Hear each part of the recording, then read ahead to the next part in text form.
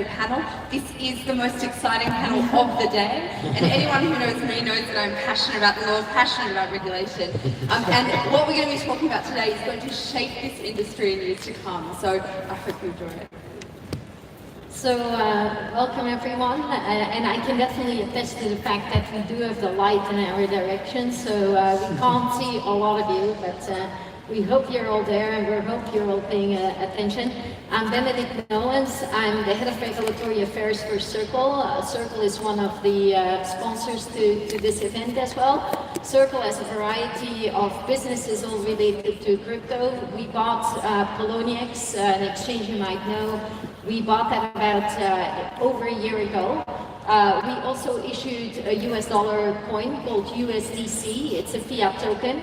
And actually we got a nice kind of a lottery at our booth. So if you go there and you scan your card, you actually stand a chance of a cold wallet with USDC, US dollar coin on it. And just to be clear, it's a fiat token, which means it's 1 for 1. So if there's 100 US on that cold wallet, then you actually have 100 US dollars. And the highest is 1,000, by the way. So all go to the booth and go visit my colleagues. Another thing we did is we acquired Seed Invest, and Seed Invest is a crowdfunding platform. I think it was earlier noted as well that there is some potential to apply tokenization in the space of crowdfunding. So that is something we will be exploring with that acquisition. And then last but not least, we have the second biggest OTC desk globally. Last year that transacted 24 billion. So for any transactions more than 100,000 US, it's to be done through our OTC desk. So that's the background of Circle. My background before joining Circle was 6 years with the securities regulators in Hong Kong, and I was the lead for the International Organization of Securities Commissions for FinTech. All right, so I want to start talking about FATF. FATF, which is an intergovernmental organization and basically against money laundering and terrorist financing. And this is really crucial in the way it relates to cryptocurrencies, because it can shape how the cryptocurrency exchanges function. And so I'll ask Benedict to kind of start and explain how it relates to cryptocurrencies and why is it so important to pay attention right now. Yeah, so I think until last year there was some let's say doubt in the crypto industry whether they're caught by the so-called anti-money laundering regulatory threat. Okay, so a lot of exchanges or intermediaries, they might have thought, I don't need to do KYC, know my customer, because I'm not caught by these regulations.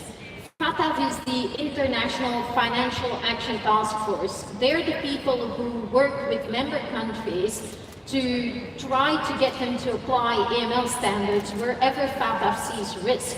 And FATF saw risk in virtual assets. So as of last year, it already imposed on member countries a definition of so-called VASP. And I think that they chose that because it's similar to WASP, but anyway, it stands for Virtual Asset Service Provider. So anyone who is a kind of an intermediary in the space, whether you're an exchange, a fund, anything like it, you are custodial wallet, you will fall in that definition of a VASP. Secondly, virtual asset is very widely defined. It is not limited to securities. In fact, it excludes things already caught under regulation, and therefore it captures broadly anything that's being tokenized.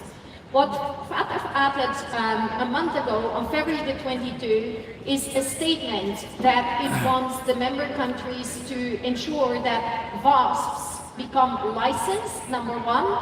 Number two, that thereby they have to apply the FATF recommendations, and specific recommendations 10 to 21, which concern KYC, due diligence, surveillance, and all those good things.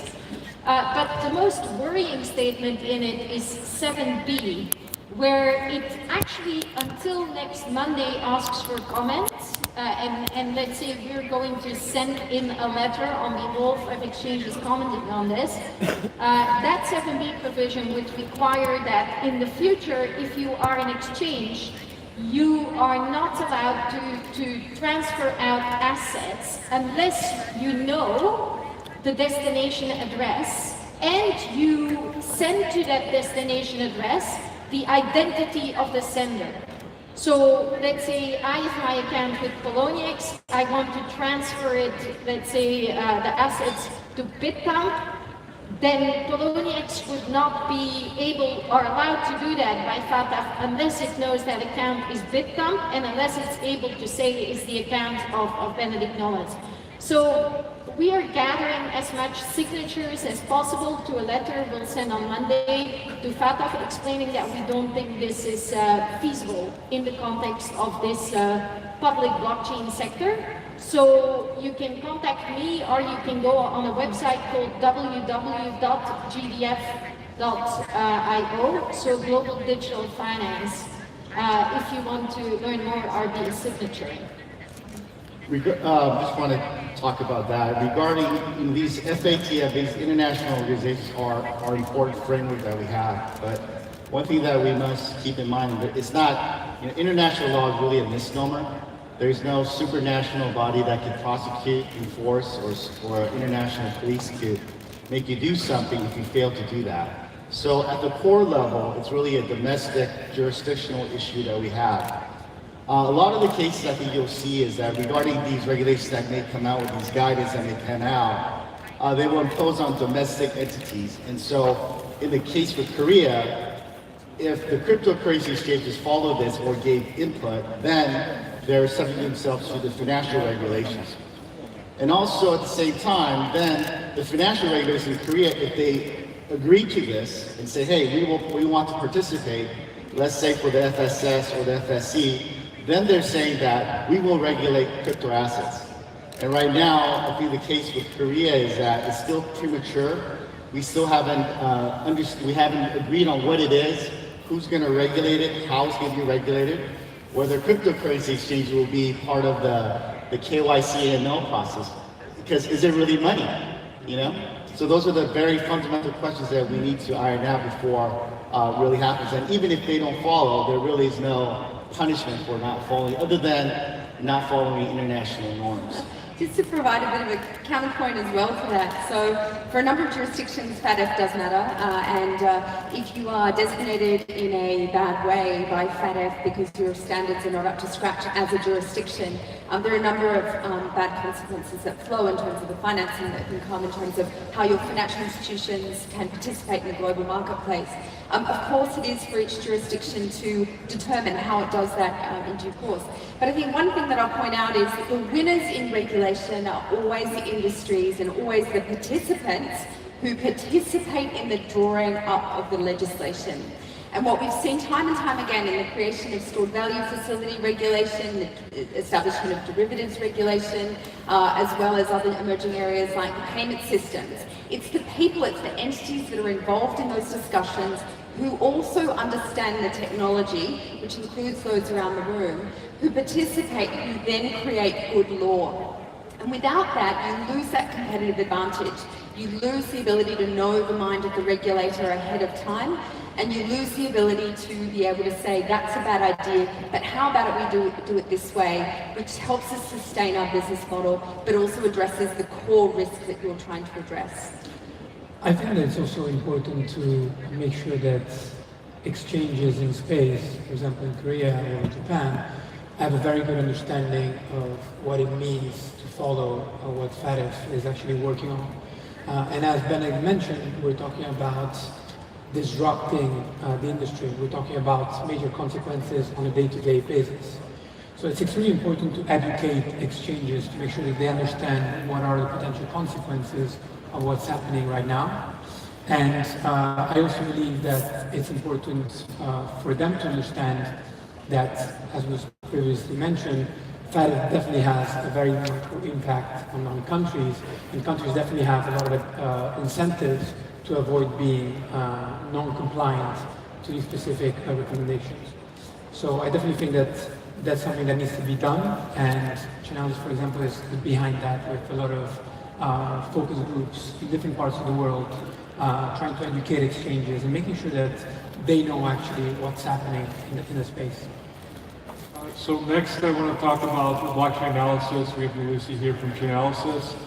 And you know, it's often criticized for de-anonymizing the space and the transactions.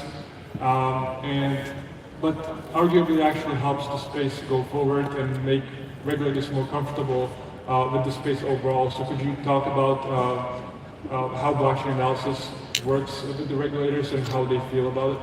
Of course. So I think that so we work with a lot of regulators, and our goal is not to access any personal information. You know that this is a misconception in the space often. We're not interested in KYC information. Most of the information that is provided to traceability companies is actually information data that can be accessed from the public blockchain. We want to make sure that exchanges, particularly businesses in the space, access the right tools to prevent money laundering entering their exchange or leaving their exchange. And this is extremely important for the space to become more legitimate and for the space to become much bigger than it is today. And I know that regulation slows down the industry in the short term, but if you look at all the other major industries and their history, regulation actually is a good thing for the long term, especially for crypto. You want to add anything? Yeah, I think just on this point, I think the surveillance tools that we've got around identifying risky addresses are incredibly useful, particularly to a lot of the banking clients we work with. One of the things that we are also talking about is how do we still preserve the other things that are important to us? And the key thing there is privacy. So there is an ability to do that with crypto assets, for sure, and there's a lot of development work that's going on.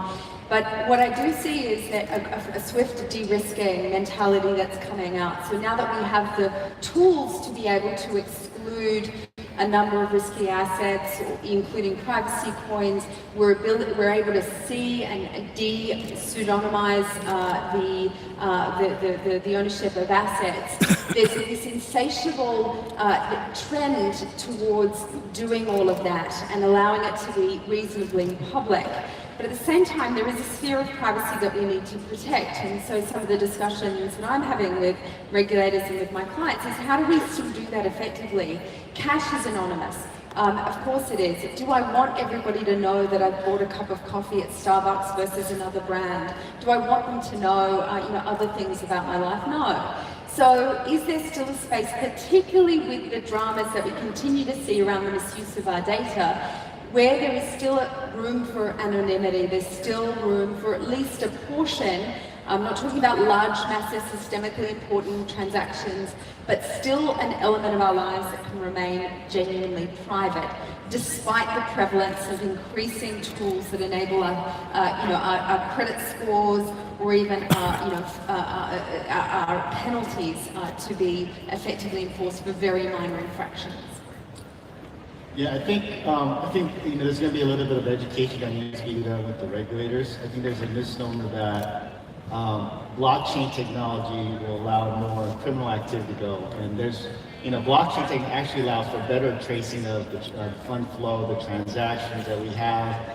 Cash is the hardest thing to flow, right? And so, most of the criminal misconduct that is done throughout the world is a cash-based system still.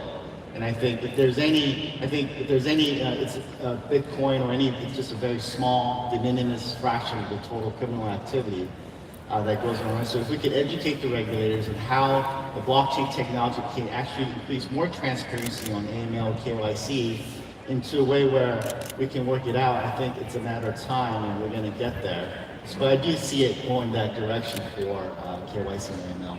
Well, I think particularly if we're able to tie it into the exciting stuff that's happening on the digital identity side with blockchain technology, the zero knowledge proofs, I think if we can tie and stitch those together, I think, yeah. Yeah, so let's see, one of the points that we're making in the letter to FATF is exactly that one. So one of the considerations is always that a risk-based approach must apply. And indeed, the estimates about money laundering in the official traditional financial system stand between 800 million and 3 trillion That's, sorry, 800 billion and 3 trillion. 800 billion and 3 trillion. I always have a problem with those zeros there. So it's really huge. And if you look at some of the very recent AML kind of scandals, for example, the 1MDB case in Malaysia that involved laundering on behalf of the government and advanced corruption, it involved transfers of 700 million US dollars, and the transfer destination address actually not being checked, it not being known who's behind the vehicle, even though the vehicle was in extremely high risk jurisdiction. So I think this is just one example. About 2 weeks ago, there was more information. You can look online on something called the Russian laundromat, involving three banks. The laundering is in 10 billion numbers, and it is all on behalf of Russian oligarchs. So if you put things in context, then in fact, even the theoretical risk of laundering in this sector, because the sector is still so nascent, is very small.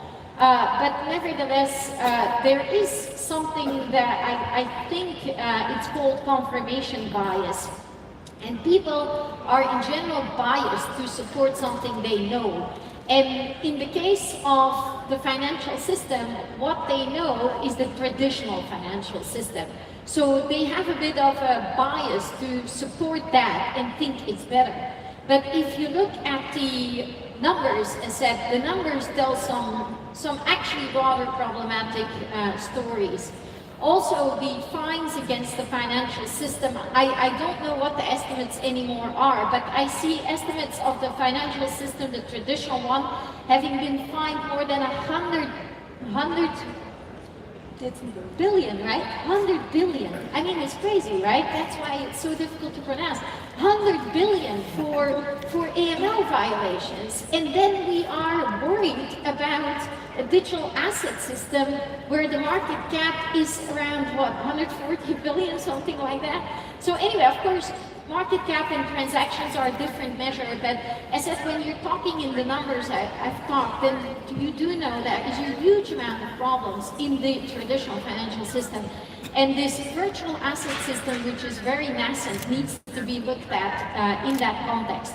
But at the same time, I said, it is very clear that global regulators are on a track to want people and specifically VASPs, as I said, to know their customer. I think this is one thing that I call a train that has left the station. It won't go back into the station. It has left the station already. Maybe a point about FinCEN that I would like to make. You know, we talked about different jurisdictions, different types of regulations. We see a lot of actually jurisdictions competing to trying to attract different exchanges or cryptocurrency businesses. But what we have to keep in mind is that regulation is already global in a way. If you look at FinCEN, so the main regulator in the US, and if you happen to look at BTCE, so the exchange that was shut down for being connected to money laundering activities, this exchange is not based in the US. That said, this exchange was fined for over $110 million for not having proper KYC and AML processes in place. And the interesting thing is that by not registering with the US regulator, there was a criminal liability linked to the exchange. So there are major consequences for exchanges that are based elsewhere in the world, but might have American customers, for example. And it's important to keep that in mind because exchanges generally tend to feel unlinked to these regulators in our jurisdictions, even though they have customers that are coming from those countries. So I think that it's very important to keep that in mind and to really build up proper KYC and AML processes. Right. So overall, cryptocurrency space is a very global phenomenon. So even some of the large companies, they still decide to go to the friendliest jurisdiction, like Ulisse talked about. So my question to the panelists is, is that a long-term feasible strategy for companies to move to the most favorable jurisdiction, regulation-wise, or is it something that will kind of go away long-term? I'll just come in, and we often have clients who come and see us and say, where should I establish? And, should it be Hong Kong, Singapore, the United States, and others? And typically what I find is that they're not looking for the lowest level of regulation, they're not looking for the smallest place to hide away. They're looking for a place that has clear regulation. They're looking for a place that is overall disposed towards the industry rather than really trying to detract away from it. And of course has an environment that supports it, like developers, investors, and others. And what's really interesting is that Asia's been a net beneficiary of the uncertainty that's gone on in the United States. And I saw a sign before, I think someone stuck up SEC, and we can talk about that because there's been a really interesting publication just issued. But the uncertainty of the United States, the breadth and difficulty of navigating that regime safely so that you know whether or not your product is regulated on day one and whether or not that will hold true pending some sort of regulatory change down the track is really important. So what I find is people looking for a reputable jurisdiction, but a one that has really clear regulation. And I know that Benedict, I might sort of toss this over to you to just quickly talk about the SEC announcement. Yeah, so yesterday there was a long-awaited SEC clarification, and I have to say, because there was no Wi-Fi earlier today, I only had 10 minutes to read it over lunch. So I wouldn't say I'm the authority on the matter, but when I read it, it's quite it's very elaborate. So let's say I think we all knew there were certain criteria to the Howey test, but this clarification has a lot more criteria. I don't know whether they're pulled from case law or whether they're pulled from case analysis. I think they're kind of pulled from both. But for example, and you can read it, it has for the first time, I think, a pretty clear view about burning. So if there is an ability to burn, that in their view goes into the direction of being an investment scheme.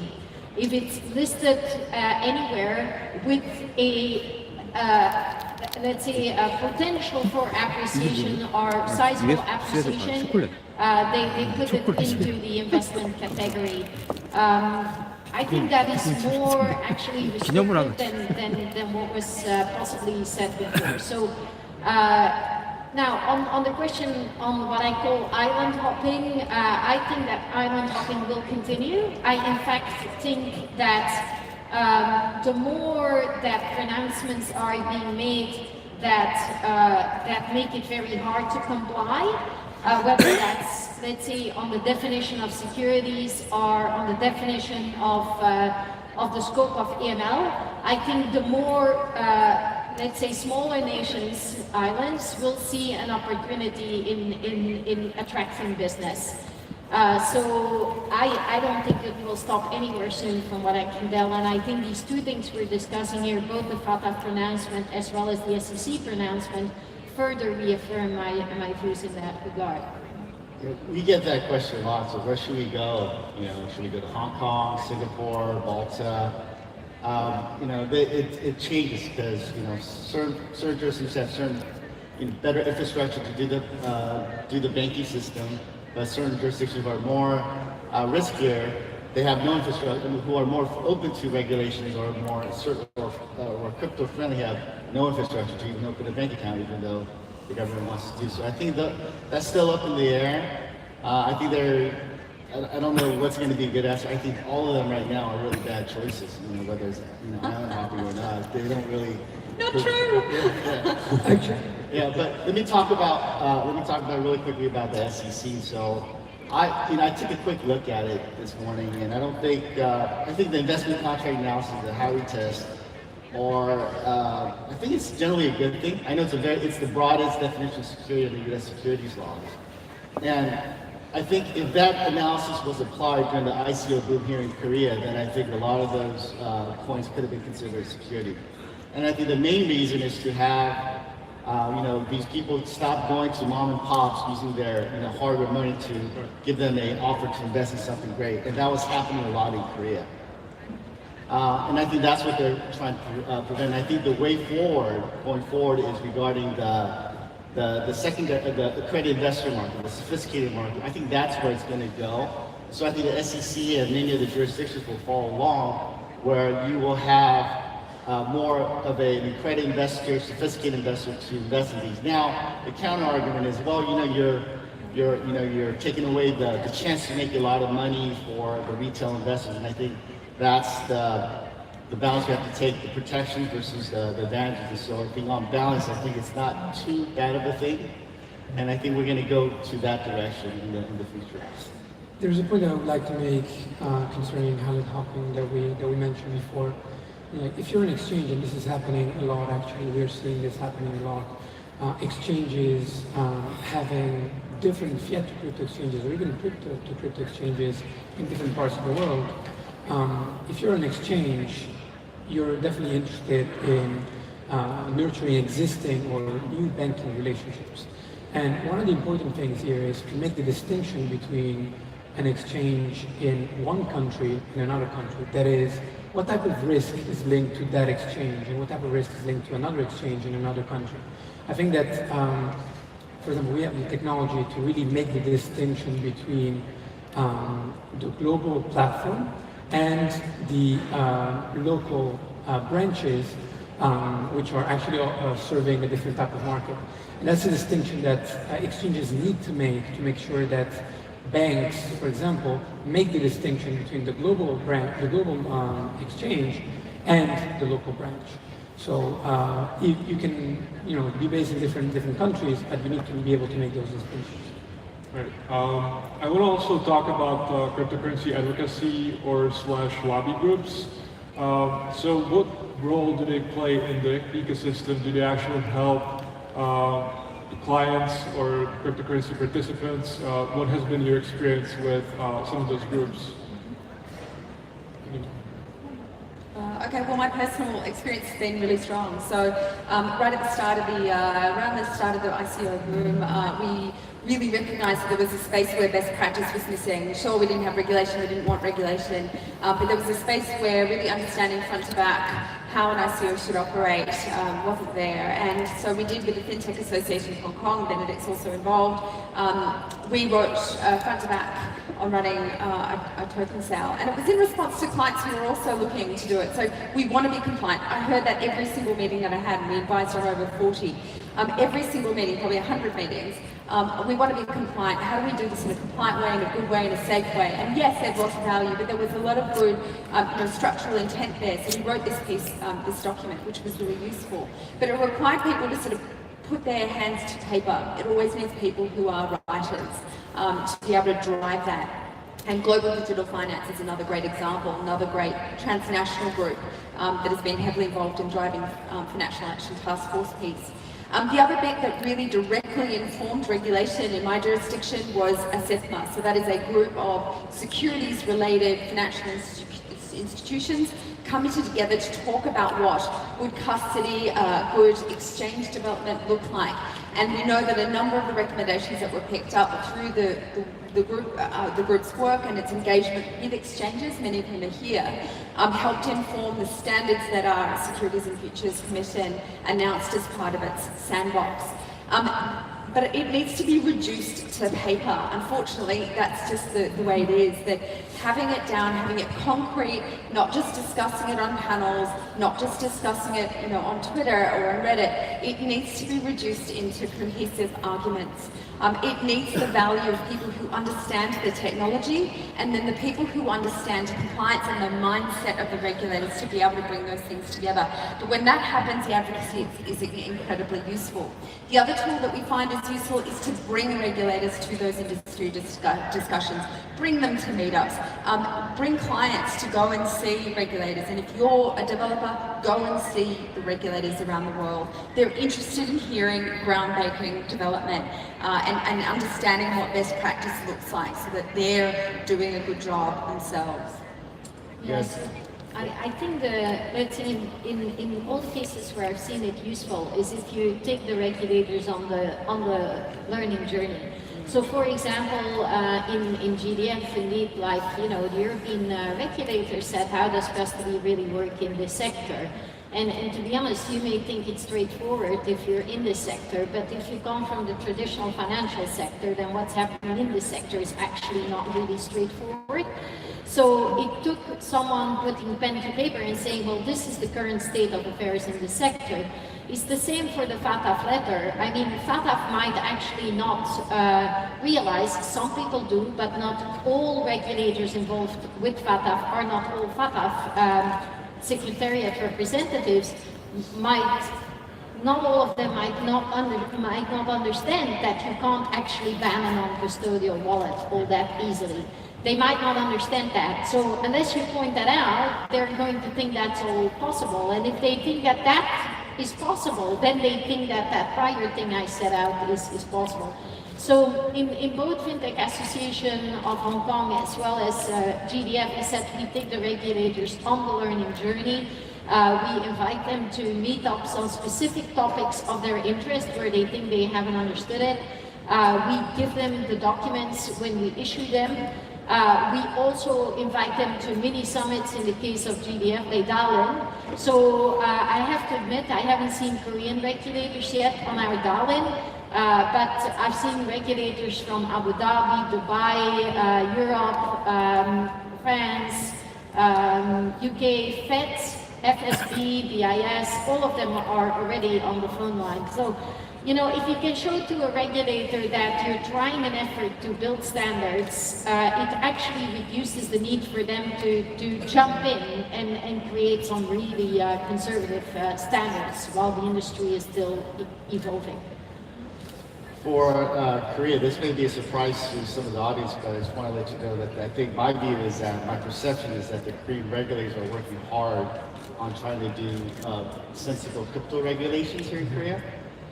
They have been sending their regulators overseas to conferences. We have talked to regulators, and they have actually, you know, asked very sophisticated questions, so it kind of shows me the level of knowledge that they have. And also, I think the importance of where we're going to go. I think part of it is really the audience right here is to engage with the regulators. And as Ursula said, participation is important. And participation in giving everybody's viewpoint from the crypto exchanges, from the investment side to the advisory side. You know, that's important to engage with the regulators. And I think the regulators will be open to understand where you're coming from so that Korea does understand that these regulations will be important because they're trying to grow their blockchain industry as part of the fourth industrial revolution of the economic policy goals here in Korea. And so it's not the regulators don't want this industry to grow. I think it's really that they're just trying to get this right, and it's going to take some time. It's not a overnight thing that can happen. And so I just ask the patience, but also from the audience here to be involved, engage with your regulators, and to make things better for the community here. So we're running out of time, but I'll ask all the panelists to add 2 sentences about what's important to pay attention in the space. So just quickly, everyone, regulation-wise. Sure. I think that, in my opinion, it is important to focus on why we're talking about regulation. Regulation is really the only way, if you look at history, the only way to really allow a space to grow exponentially. And even though it has some short-term drawbacks, such as slowing down the market and shutting down a couple of companies, it really allows the entire space to grow and to attract bigger players. And I think that regulators all over the world are working towards global regulation. And I think that companies, exchanges, traceability companies such as Chainalysis should really educate regulators and help them to create valid policies. Yeah, it just goes back to our earlier thing. Just participate, engage with your regulators, share your views, hear from their viewpoint too. So sometimes they have their own views, so it's not a one-side street. And so engage with them so that Korea could have a sensible regulation so that this industry could grow here in Korea. For me, it is to continue building despite the spikes we've seen the last couple of days. What's been really nice about the last sort of 12 months is that people have been focused on quality and building really good stuff. And I know that the energy has completely changed over the last couple of days. What I would pay attention to is keeping your ear to the ground on sleeper issues. And one of the key sleeper issues at the moment is the liability of developers for open source, decentralized applications. That is a rapidly developing area, so keep your ear to the ground on that. And secondly, the details. So for things like security tokens, look at places that are facilitating the development of legal infrastructure that allows electronic transactions, that allows registers to be online. So be the sort of person who's looking for those details despite the potential next sort of hype cycle starting. Yeah, so maybe to pull all these comments together is, I'll just put it the other way around, is that you can see from the ICO boom and then bust, right?